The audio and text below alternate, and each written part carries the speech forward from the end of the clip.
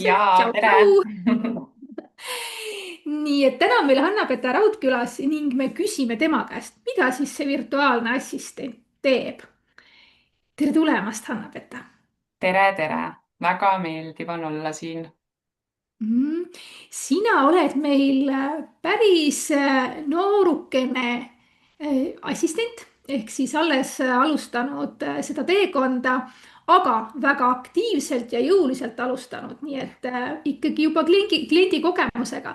aga räägi meile seda, kuidas sa üldse virtuaalassistendi ameti juurde jõudsid? Tausta on ju alati hea teada.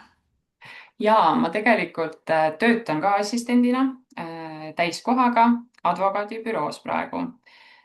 Ja kuna mulle on meeldinud pigem selline vaheldusrikas töö alati, et siis ma mõtlesingi, et assistenditöö ilmselt võib olla see, mida ma tahaksin teha.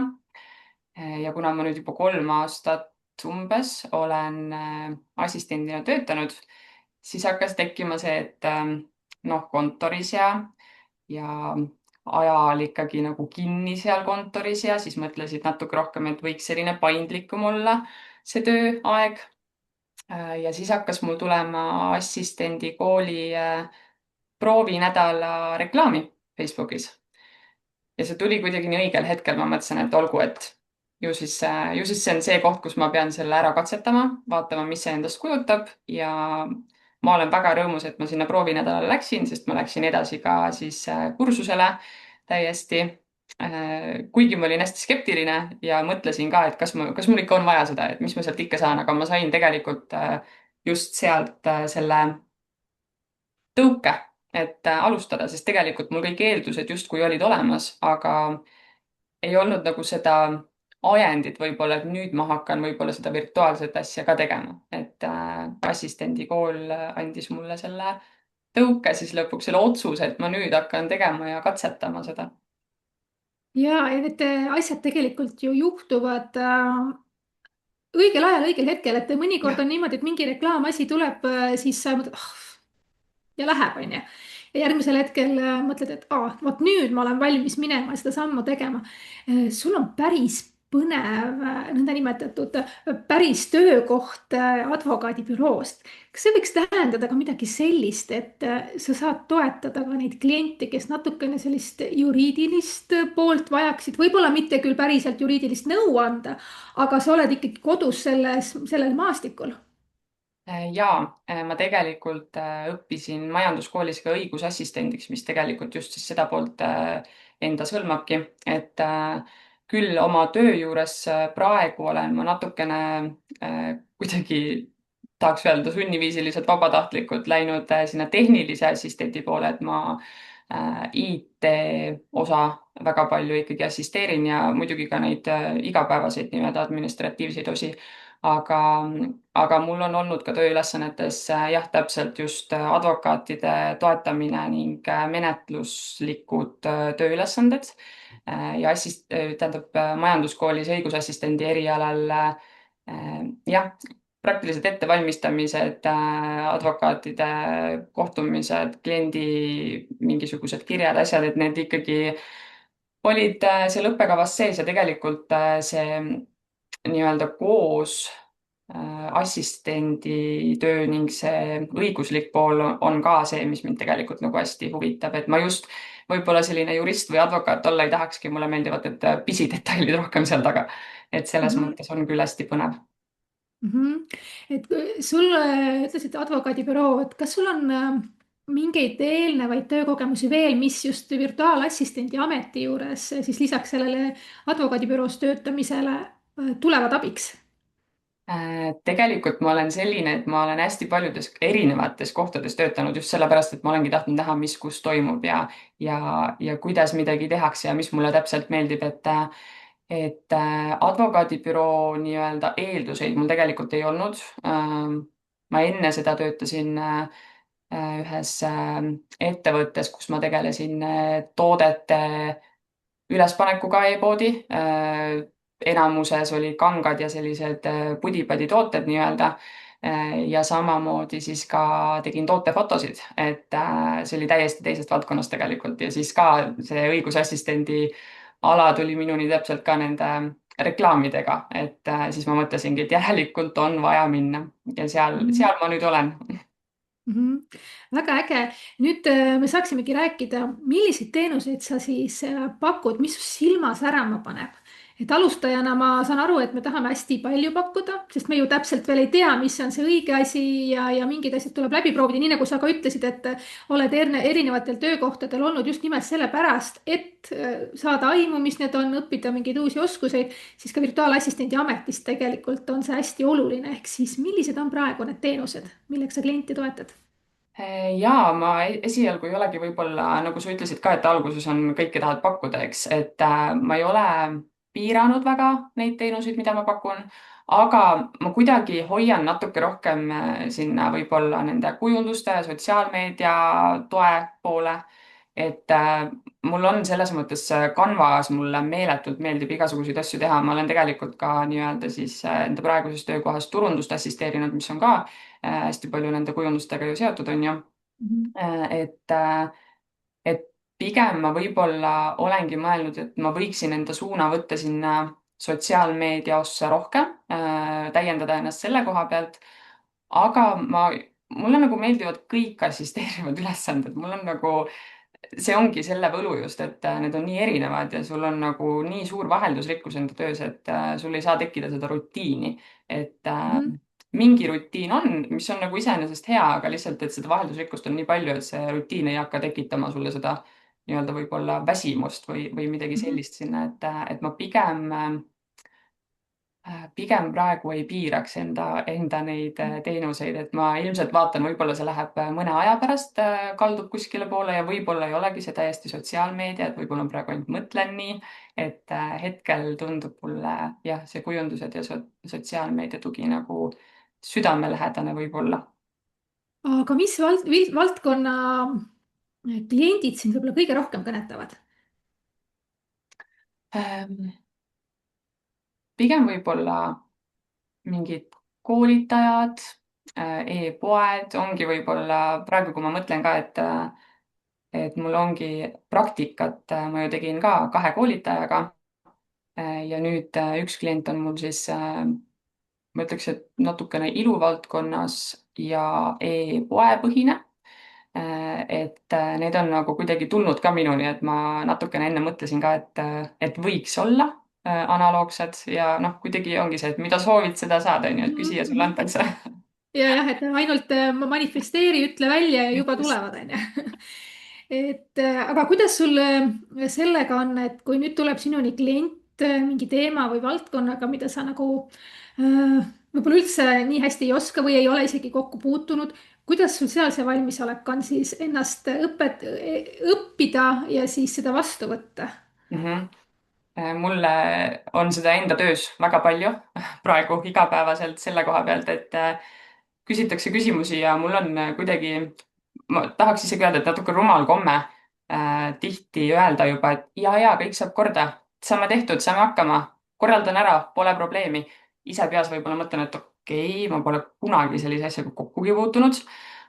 aga ma olen kõik asjad ära lahendanud, selles mõttes, et kuidagi mulle meeldibki tegelikult võib-olla lahendada äh, natukene keerulisemaid olukordi ka mõnikord, et kui on mingi väga suur asi tõesti, et mingi platvorm või mingisugune mis iganes suurem ports mingit asja, siis ma muidugi ütlen jah, et ma ei ole sellega kokku puutunud. aga ma alati olen võimeline selles mõttes selgeks tegema asju, et ma käin ja uurin, see ongi tegelikult ju assisteeriva töö enamus nii-öelda ka, et sa käid ja uurid ja otsid ja vaatad ja parendad, on ju, selles mõttes nii ennast kui kõiki muid asju. et et ma pigem väikesed asjad ma nagu kuidagi tean juba, et isegi kui ma ei oska, ma saan nad tehtud. ja suuremate asjade puhul on tõesti see, et ma ilmselt vajan natuke aega, aga olen võimeline endale selgeks tegema, et noh, kõige parem ongi muidugi teatud juhtudel siis nagu ma ka ütlesin, öeldagi, et ei oska, aga vaatame, ma olen nõus, kas siis tõesti kliendi puhul, et kas ta ise näitab mulle või koolitama ennast või videote abil või kuidas iganes selgeks tegema. Sinust õhkubki hästi seda lahendustele orienteeritust, et kui kuidagi ei saa, siis kuidagi ikka saab, et alati on lahendus olemas. et jah. see on hästi-hästi äge. Ehm, kuidas sina muudad oma kliendi elu lihtsamaks? Ma tahaks, ma näen tegelikult lihtsalt inimeste puhul seda, et tõesti on nii palju pisiasju, mis võtavadki meeletult aega ära selles mõttes, et mis ongi täiesti nende jaoks, kui nii võib öelda, siis mõttetud tegevused, mis röövivadki tegelikult aega. Ja kuna ettevõtjate põhifookus võiks olla ikkagi strateegial ja müükidel ja sisulistel asjadel, siis see nii-öelda pudi-padi sealt kõrvalt ära võtta, siis tegelikult see vabastab ikkagi nagu väga-väga palju aega ja energiat, sest et kõik see pudi-padi võtab tegelikult palju energiat. Et minu jaoks on see justkui nagu tore asi, mida teha, nende jaoks on see tegelikult justkui nagu koormus, et siis ongi Mhm. niisugune natuke win-win olukord, et üks saab endalt selle ära ja teine saab endale nagu põnevust juurde. jah, ja milline kergus on ilmselt ettevõtjal tõusta ja mõelda, et ah, see ei olegi minu vastutusala, ma tean, et see saab tehtud ja mul on usaldusväärne koostööpartner kõrval, eks ju. et seda just. isegi hingerahu, ma ütleks, virtuaalne assistent pakub. Jah, kui on õige inimene, selles ja mõttes ka muidugi, et kui on väga hea klapp ja väga hea suhtlus, siis tegelikult ongi, sa saadki usaldada ilmselt aina rohkem, on ju, et aja Mhm. möödudes saadki täiesti kergusega magama minna ja ärgata ja tead, et tegelikult taustal on kõik korras. Mhm. ja virtuaalassistent tegelikult kasutab oma töös meeletul hulgal erinevaid tööriistu, siis milliseid tööriistu sina ise kasutad igapäevatöös, milleta enam ei kujutaks üldse ettegi, et hakkama saaks? Ja Canva, nagu ma enne juba mainisin, seal ma teen ikka väga-väga palju asju ja väga erinevaid asju. Google Workspace on tegelikult igapäevane, et Toggle, enda aja mõõtmine, mida esialgu oli hästi keeruline endale sisse harjutada, aga nüüd on juba täiesti igapäevane, nii et automaatne klikk käib ja kõik on selles mõttes aeg kirjas, mida teen nii-öelda endale ja mida ka teistele. Ähm, igapäevaseid veel, ma ei teagi praegu, mul nüüd jooksis kinni, ma enam ei kui sa mäleta, nüüd mis oma igapäeva. klientide peale mõtled, et kas see, mida sina praegu nimetasid, kattuvad ka paljuski sinu klientide keskkondadega või on klientidel mingeid muid keskkondi? Ja muidugi selles mõttes, kui me võtame siis metaplatvormid ka, on ju, et seda sotsiaalmeediat mõeldes, siis Meta sealjuures, no tegelikult ka siis WordPress mingil määral, seda on küll praegu vähem, aga seda ma tahan ka natuke rohkem endale selgemaks teha, et siis on ta ka, ütleme, et suur osa ikkagi sellest, mida ma kasutan. aga jah, need kui on vist suur tegelikult sõber põhilised asjad. ai-ga sa oled? Jaa, muidugi, kuidas ma sain selle ära unustada, kuigi tegelikult ma vahepeal natukene isegi nagu pahandasin enda peale, et ma ei oskagi enam ilma temata, onju, et mõtle ise ka nüüd või tee ise ka natuke midagi. aga ta on küll suur abiline, ma tegelikult olen temaga teinud nüüd sellise suhte, et ma võtan teda kui abimeest, aga Mhm. ma ikkagi lähtun sellest, et ta on natukene tehniline, et sa pead ise ikkagi hästi palju nagu teda siis suunama ja tegelikult parandama ka pärast, et jah, ma põrgatan küll temaga mõtteid, aga ma ei kasuta teda enam isegi nagu nii palju mingites asjades kui võib-olla alguses.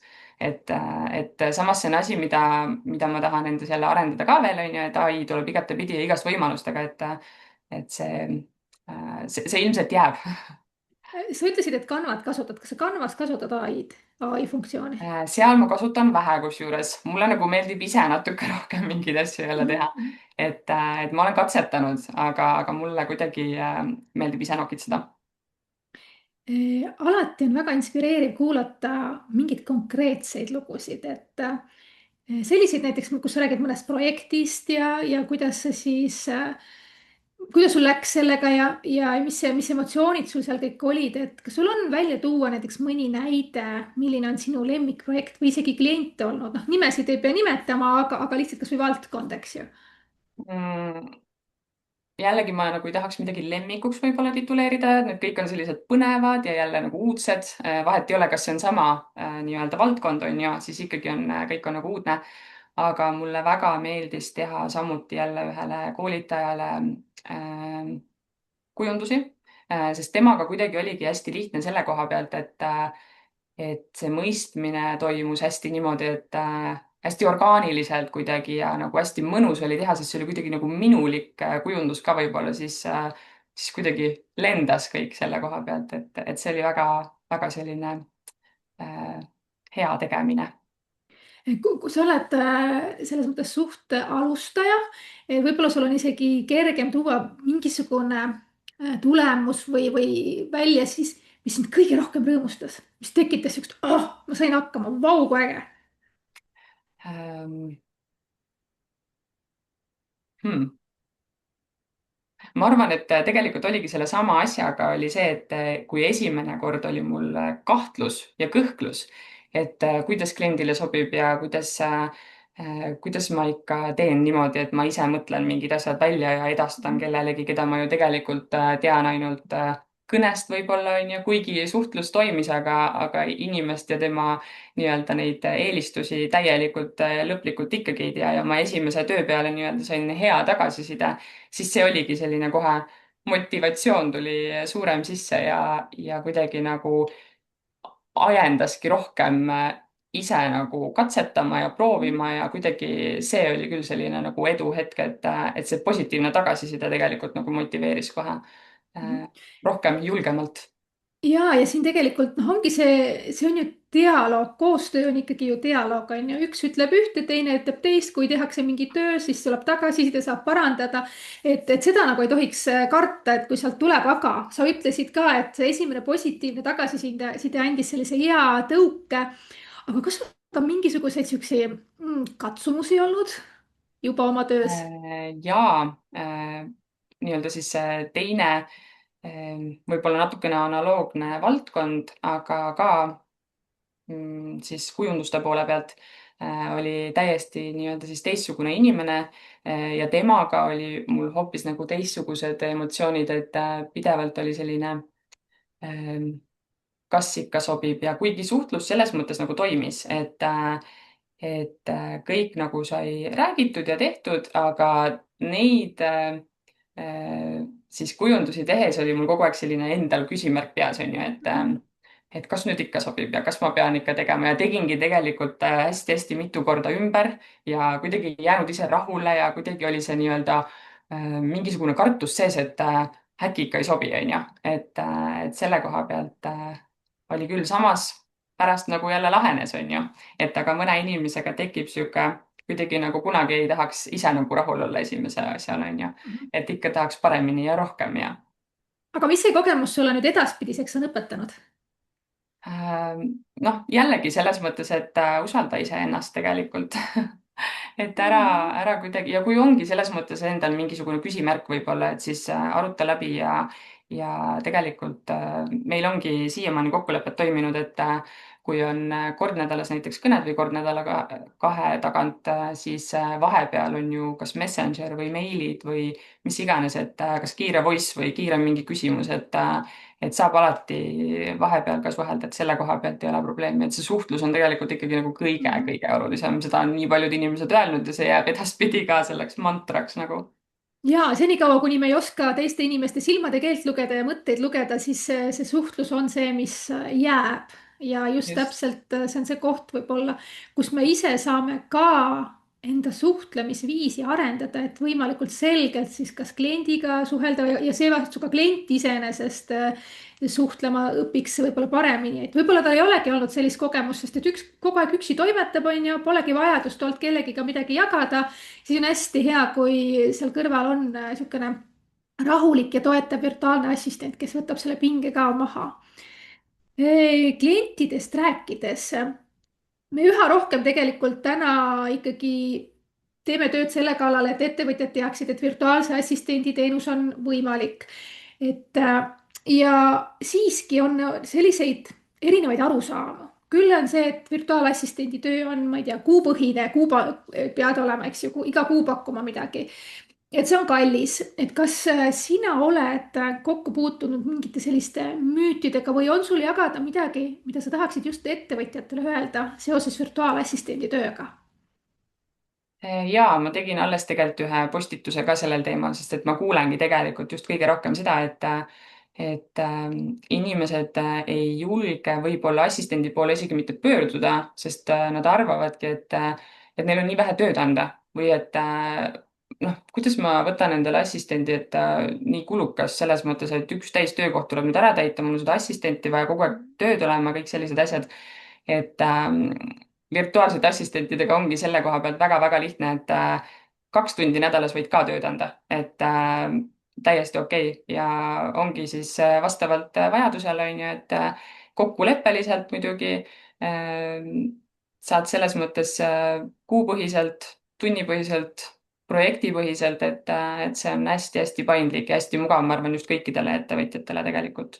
Et ei ole üldse pinget peal, et mis nüüd saab, et ma maksan kellelegi võib-olla üle, on ju, või on alamakstud keegi kuskil või mis iganes, et tegelikult on väga-väga-väga mugav. Et piisab see, kui ettevõtja teeb selle esimese julge sammu ja võtab kellegagi ühendust just. ja siis juba on see suur komistuskoht ületatud. Sa juba rääkisid ka siin hinnastamisest ja nüüd mina mõtlengi, et Hanna-Petta, mina tahaks sinuga koostööd tegema hakata. kuidas ma sinuni jõuan ja mis on need võib-olla need hinnastamise mudelid, kuidas sul on välja töötatud? Jaa, ütleme, et Instagram ja Facebook ja email on tegelikult need asjad, kus on võib-olla kõige kiiremini, kõige lihtsamini, aga mul on hästi paljudes kohtades Instagramis ja kodulehel ja tegelikult ka Facebookis on 30-minutiline tasuta kõne. Muidugi võib alati selles mõttes enne kirjutada, on ju, et millised on, kui sa juba tead, millised on näiteks ülesanded, millega abi vaja on.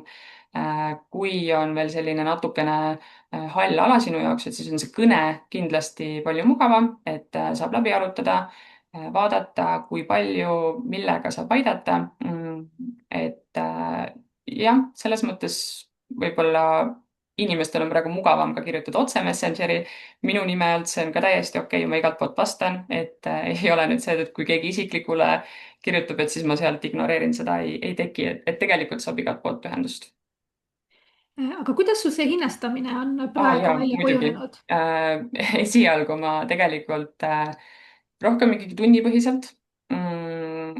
Praegu ei olegi tulnud ühtegi projektipõhist, aga ma olen tegelikult avatud jällegi läbirääkimistele, et mul on pandud mingisugused paketid paika, nii-öelda väiksem ja suurem, kuidas keegi ise soovib. seal on ka jälle läbirääkimine, et mis seal sisaldub ja seda saab kõike teha siis, kui hakata läbirääkimisi pidama, aga tunnipõhine on selline põhiteema. Ehk et jällegi näide sellest, et kõik on väga paindlik, et ei ole jah, midagi niimoodi kohe kivisse raiutud, et räägime läbi. ja noh, ma ütlengi, et minul on endal kogemus ka niimoodi, et on kliendiga pandud kuu piir paika, palju kliendil on võimalik investeerida ja siis sellega me olemegi toimetanud, et igati paindlik, et see esimene samm tuleb ettevõtjal ära teha, astuda see samm. Nüüd aga, kui just. me vaatame ka tulevikku, siis mis on sinu unistus või siis virtuaalassistendi ametiga seotud näiteks järgmine? Ähm, kuna ma olen ju praegu ikkagi palgatööl, siis ma arvan, et esimene unistus on mul ikkagi tekitada täiskohaga virtuaalse assistendi koht enda elus.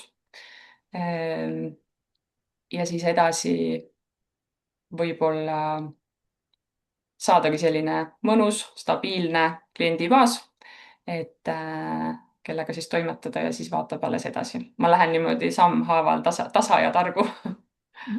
Kas sa oled mõelnud, et mida sa võib-olla tahaksid veel juurde õppida?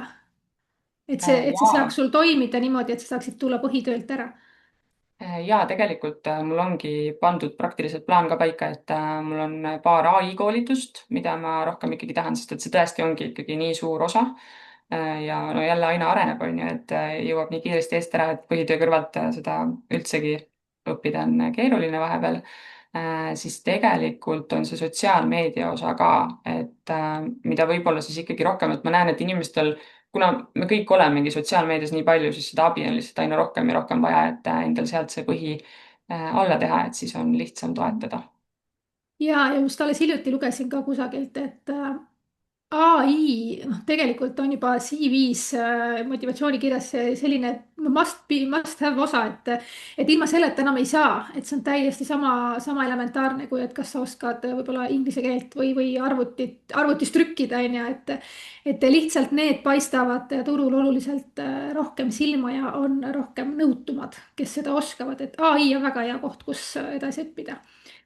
Ja me ei lase sind minema siit enne, kui sa oled võib-olla jaganud meiega mingisugust ägedat praktilist nippi või keskkonda, mis on sind aidanud ja võiks aidata ka teisi. Jaa, tegelikult Notionist tahtsin ma natukene rääkida.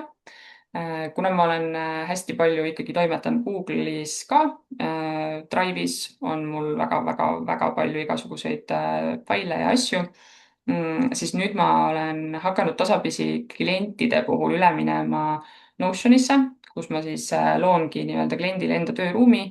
seal on mul kirjas kõik spetsiifika kliendi kohta, kõik tema siis nii-öelda ülesanded, valdkonnad, mida ma talle pakun. Samamoodi on tehtud mulle tema alla ka kalender, kus on siis nii-öelda mingisugused temaga seotud kohtumised, ülesannete tähtajad. Et nii kui ma siis Notionisse lähen ja võtan kliendi lahti, siis jookseb tegelikult kogu tema info mulle sinna ette, et mul on seal kõik tema nii-öelda siis kontaktid, kõik tema siis kontod nii-öelda, kus platvormidel tal on kõik lingid, need on sinna ära pandud. Et ma tegin endale selles mõttes sellise nii-öelda ühe kliki ülevaate sinna Notionisse, et see on ka hästi-hästi tore platvorm, mida avastada. Et seal saab väga-väga palju erinevaid asju tegelikult luua. Kas sul on õnnestunud seda Notionit ka mõnele oma kliendile tutvustada ja teda ära rääkinud, et see on väga hea platvorm, et tasuks sinna minna? Veel ei ole, aga ma hakkan sellega tööd tegema, et seal on ka tegelikult samamoodi ka nagu Drive'is, et sa saad teha seal nii-öelda koostööd dokumentides ja sa saad jagada õigusi, kutsuda inimesi sinna, et see selles mõttes on ikkagi, ta on kuidagi ka kompaktne ja tegelikult ikkagi suurte võimalustega. Jah, õigustega seoses mul praegu kohe tekkis küsimus, et me läheme tehniliseks praegu, et kui Drive'is on võimalik anda neid omandiõiguseid üle, ehk et kui mul kliendiga töösuhe lõpeb, siis mingisugused materjalid tegelikult ju kuuluvad justkui kliendile. Kas seda Notionis on ka võimalik teha? Seal on, aga ma nüüd jään vastuse võlgu, Ahah. kas on see tasuline või on tasuta versioonis ka, et tasulises saab, aga tasuta seda ma veel pean uurima. Vot, väga hea koht, uuri Just. välja, on ju. kuulge, nii äge, pool tundi läks nii kiiresti, kui alguses mõtlesime, et oh, kuidas me selle pool tundi täis räägime, siis nüüd on vups ja läinud ta ongi. Et aitäh, Hanna-Peta, et sa jagasid meiega oma kogemust, et sa võtsid selle julguse ja tegid selle sammu, mida me just praegu ütlesime ettevõtjatele, see esimene samm on ju, tuleb ära teha. ja tutvustasid ennast virtuaalassistendina. Ja kui te soovite Hanna-Petaga koostööd teha, siis tema kontaktid on siinsamas kommentaariumis, et mul ka jookseb juhe kinni. ja võtke julgelt ühendust, tehke see esimene samm ära ja kõik need, kes käivad meil siin laivis rääkimas, siis nende videod lähevad ka assistendikooli kodulehel olevasse virtuaalassistentide andmebaasi nende profiilide juurde. nii et saab ka edaspidi sealt vaadata. ja tõesti, Anna-Peta, aitäh, et sa tulid. Aitäh sulle, et sa kutsusid, väga tore. ja kohtume siis järgmisel laivil, see on uuel aastal, kõigile laivi kuulajatele mõnusat jõuluaega ja ilusat aastavahetust teile. Tšau. tšau.